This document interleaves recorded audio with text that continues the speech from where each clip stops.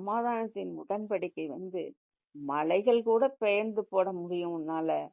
பர்வதங்கள் போல நிலை பெயர முடியும். ஆனா நான் தர்ற சமாதானம், இந்த சமாதானத்தின் உடன்படிக்கை நிலை பெயராமல் இருக்கும்.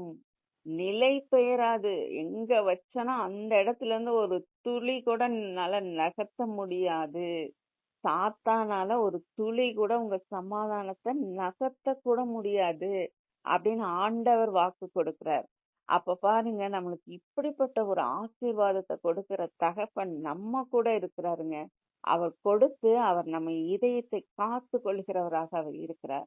அதனால நம்ம சமாதானம் இல்லாத ஒரு சூழ்நிலைக்குள்ள நாம் போகும்போது ஆண்டவரிடத்துல திரும்பி வந்துட்டா போதும்.